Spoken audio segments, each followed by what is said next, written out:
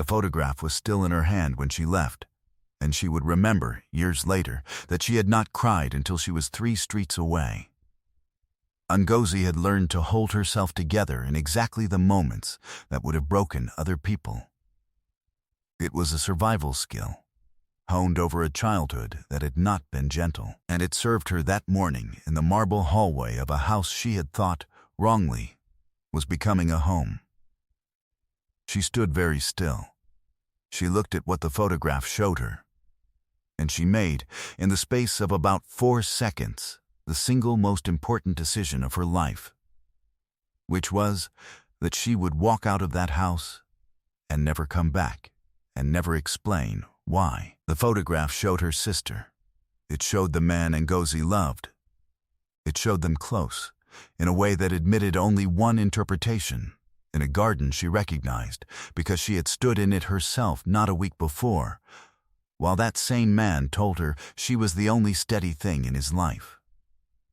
She did not confront him. That was the part people never understood. Later, when they heard pieces of the story, everyone assumed there had been a scene. Shouting, accusation, the throwing of the photograph in his face. There was none of that. Ngozi had grown up watching what happened to women who confronted powerful men, and she had learned that the confrontation was a gift you gave them, a chance to explain, to reframe, to make you doubt what your own eyes had shown you. She would not give him that gift. She put the photograph in her bag, and she packed a single small case, and she was gone before the house had finished waking.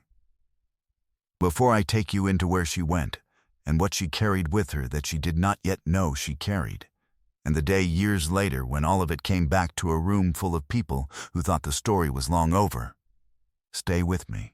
Subscribe if you're new, and tell me in the comments where you're watching from tonight. This one reaches a long way, and I always love to see how far. The man was called Hideo Sukamoto, and outside the walls of that house, his name was spoken in the lowered voice reserved for men who could end things. Inside the walls to Ngozi, he had been something else, quieter, more careful.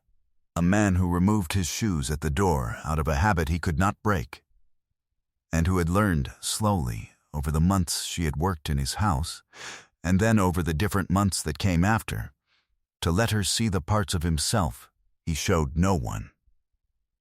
She had believed those parts. She had believed all of it. That was, she told herself on the train out of the city, the real humiliation. Not that he had betrayed her, but that she had let herself believe a man like him could be true. She was wrong about that. She would not learn how wrong for a long time. But on the train, with the photograph burning a hole in her bag and the city sliding away behind her, wrong was all she had, and she held it, because it was easier to hold than the alternative. Her sister was called Ada, and Ngozi did not confront her either. That was harder. That cost her more. But she understood, even in the first raw hours, that a confrontation with Ada would tie her to the story forever, would make her a character in it, would give both of them a version of her to argue with. So she said nothing. She simply vanished. From the house, from the city, from the sister who had done this to her, from the man who had let it be done. She had learned young that the cleanest cut is the one you make all at once, and she made it. She was 6 weeks pregnant, and she did not know it yet. She found out 3 weeks later, in a different city, in the small bathroom of the smaller apartment she had scraped together the rent for, and she sat on the edge of the tub for a long time with the test in her hand and understood that the cut she had made so cleanly was not clean at all. She was carrying part of him out of that house whether she wanted to or not. She could not vanish from this. This would follow her. She thought about many things, sitting on the edge of that tub. She thought about going back, and dismissed it in the same breath, because going back meant handing him a claim on her that she had just spent everything she had to escape. She thought about the sister, who would never know she was an aunt. She thought about the child, and then, at the next appointment, the children because it was twins, the doctor told her, watching her face carefully for the reaction most women had, and Ngozi did not have that reaction. She sat very still, the way she always did in the moments that would have broken other people, and she made another decision. She would keep them. She would raise them. And she would do it alone, on her own terms, out of reach of the man whose name they would never carry. Funny thing about running, you always think you're leaving something behind. You almost never are. The things that matter, you carry. The years that followed were hard in the ordinary way that such years are hard, and Ngozi met the hardness the way she met everything, head down, hands steady. No self-pity she would let anyone see. She worked. She worked constantly and cleverly, and she was good. And good work eventually gets noticed by someone honest. She was noticed. She rose, not to wealth at first, but to stability, and then to something better than stability. Because it turned out that the qualities that had let her walk out of a marble hallway without crying were exactly the qualities that made her formidable in the ordinary world. She built a business.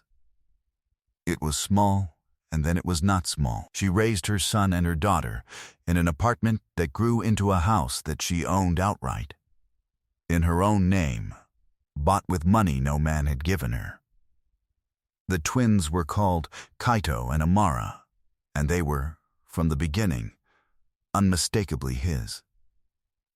Ngozi saw it every day, his brow on her son, his stillness in her daughter, the particular way both children went quiet and watchful when they were thinking, which was so exactly his particular way that it sometimes stopped her in a doorway. She never told them who their father was.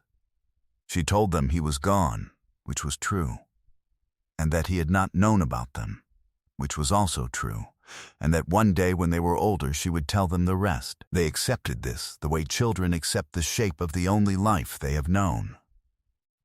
She did not follow his life. She made a point of it.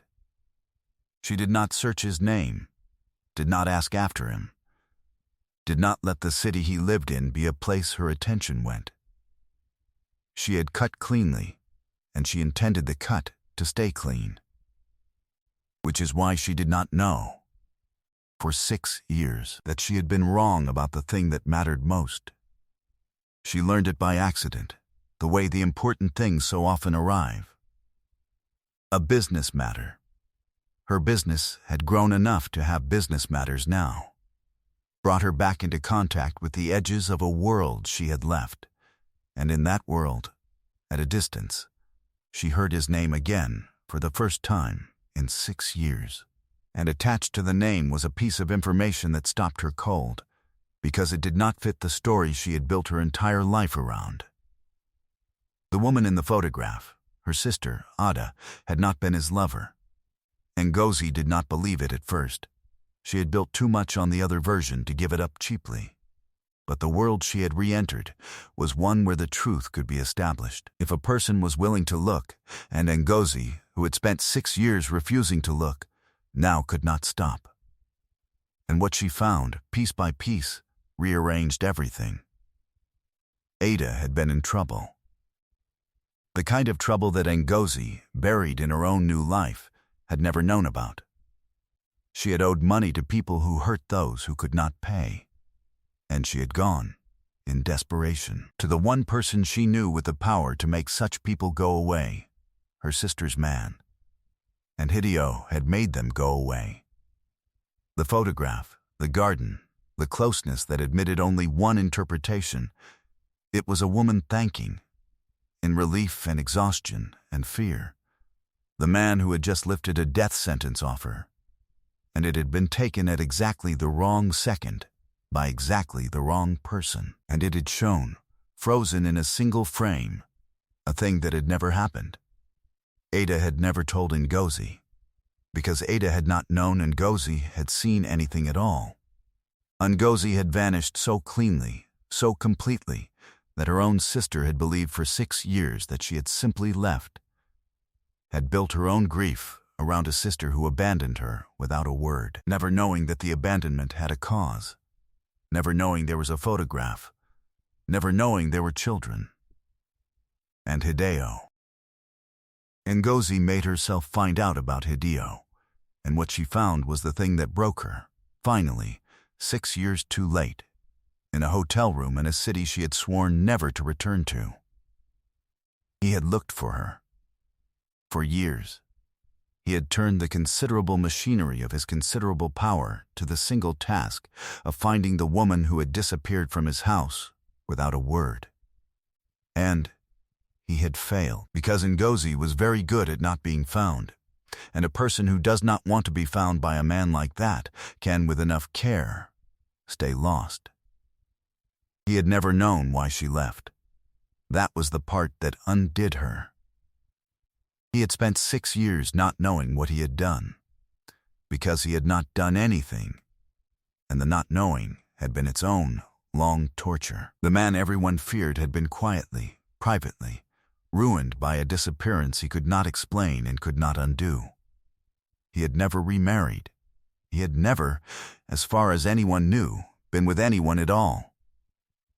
Ngozi sat in the hotel room with all of it laid out in front of her, and for the first time since the marble hallway, she let herself cry.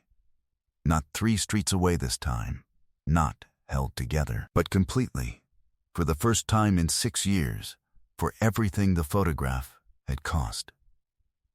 For herself. For him. For the 2 children asleep in a house in another city who had a father who did not know they existed and would have crossed the earth to know it. For her sister, grieving an abandonment she did not understand. She had made a clean cut, and it had been the wrong cut, made in the dark, on the strength of a single frozen second, and it had cost 4 people 6 years of their lives. She did not go to him immediately. She was not a woman who did anything immediately.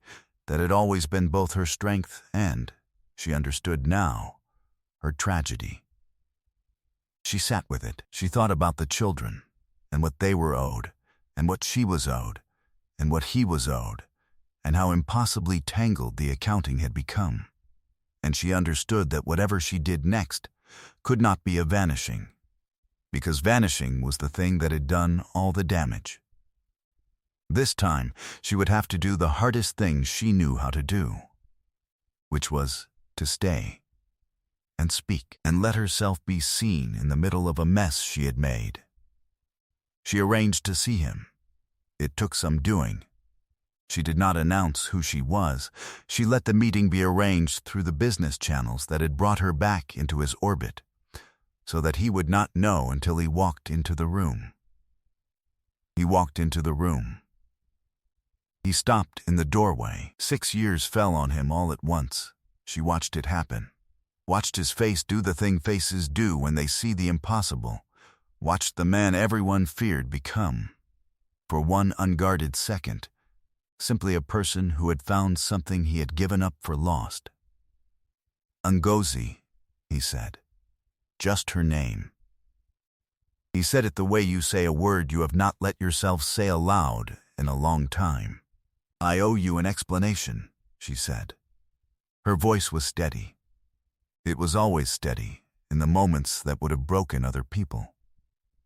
I've owed it to you for 6 years, and I only learned 3 weeks ago that I owed it at all. So I'm going to give it to you, and I need you to let me finish before you say anything, because if I stop, I'm not sure I'll be able to start again. He nodded. He came into the room. He sat, because she gestured for him to sit, and this man who commanded rooms let himself be directed in this one, and she told him. The photograph. The garden. The 4 seconds in the marble hallway. The clean cut. She told him she had believed the worst of him, because believing the worst was easier than believing she could be that lucky, and that this was a flaw in her that had cost them both everything.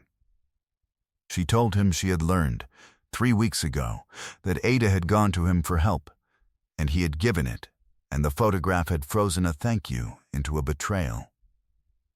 She watched his face as she said it, watched him understand, finally, after 6 years, what had emptied his house of the one person he could not replace. "You left," he said quietly when she paused, "over a photograph. You never asked me. I know. I would have told you the truth in 30 seconds. I know that now," Ngozi said. "I didn't know how to believe anyone's 30 seconds. Not then. I'd spent my whole life learning that the men who could explain everything were the most dangerous ones. I didn't know you were different. I couldn't afford to be wrong, so I decided you were the same, because being wrong about you was a risk I'd never learned how to take." She swallowed. "I was wrong to leave. I've been wrong for 6 years, and I would have gone on being wrong forever, except this was the part she had crossed the country to say, and it was harder than all the rest of it together. "There's something else," she said. "The reason I couldn't just apologize and disappear again. The reason I had to come and stay in the room this time." She took out her phone. She found the photograph, a different photograph, one she had taken herself, of 2 children on a beach. A boy and a girl with his brow and his stillness and his particular watchful way of thinking. She turned it around and she held it up so that he could see it, the way a small boy had once held up a paper bag to an old woman, offering the most important thing in the world. "They're 6, she said. Kaito and Amara. I didn't know when I left. I found out 3 weeks after, and by then I'd built the whole thing on believing you'd betrayed me. And I couldn't. I told myself they were better off without a father like the one I thought you were." Her voice finally, at the very end, broke. "I was wrong about that too. I was wrong about all of it. And I've come to tell you that you have a son and a daughter, and that they are yours, and that they look exactly like you, and that I stole 6 years of them from you over a photograph I never let you explain. I don't expect you to forgive me. I came because they deserve their father, and their father deserves them, and because I've finally learned that vanishing is a thing you do to people, not for them." Hideo Sukamoto looked at the photograph of his children for a very long time. He did not speak. She had feared his anger and braced for it, and would have accepted it as her due. But there was no anger. There was only a man looking at the faces of 2 children he had not known existed until this moment. 2 children who had his brow, and she watched the tears come to the eyes of a man that an entire city was afraid of, and she understood that whatever else was broken here, this part, this one part, she could still mend. 6 years, he said finally. "Roughly 6 years," she agreed. "I'm sorry. It's not enough to say, but I'm saying it. I'm sorry." He looked up from the photograph. "Do they know about me? They know their father is gone. They don't know your name. I told myself I'd tell them when they were older." She wiped her face. "I think older is now. I think older has been now for a while. What came after was not simple, because nothing this tangled becomes simple with a single conversation. 6 years is a long time, and trust that has been broken in both directions does not repair itself in an afternoon. There was grief to move through, and anger that arrived later in its own time, and the long, careful work of 2 people learning whether the thing they had once had could survive what had been done to it. Ada had to be told that her sister was alive, that her sister had seen the photograph, that her desperate visit for help had detonated a life without her ever knowing. That reunion was its own storm. But the children met their father. That happened.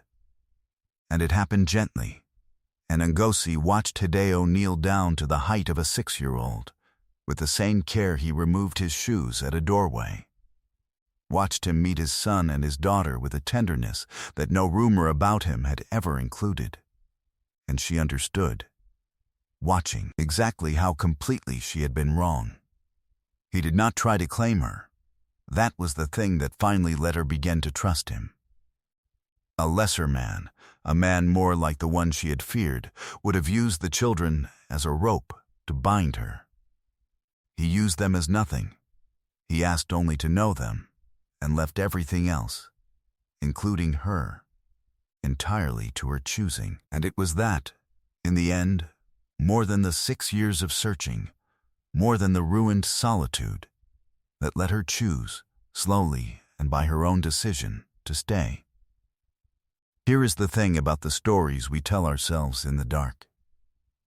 They feel like the truth because they arrive with the force of the truth, in a single frozen second, in a marble hallway, in a photograph that shows exactly what we are most afraid to see.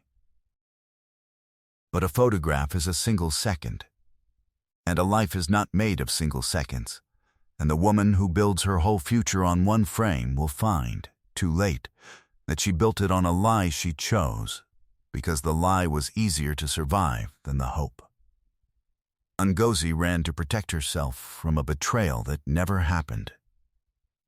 She carried his children into a life he would have crossed the world to share, and when she finally turned around, 6 years late, she learned the hardest lesson the frightened ever learn, that the cleanest cut is not always the wisest one, and that sometimes the bravest thing a careful person can do is refuse to vanish, stay in the room, and let the truth be spoken all the way to the end.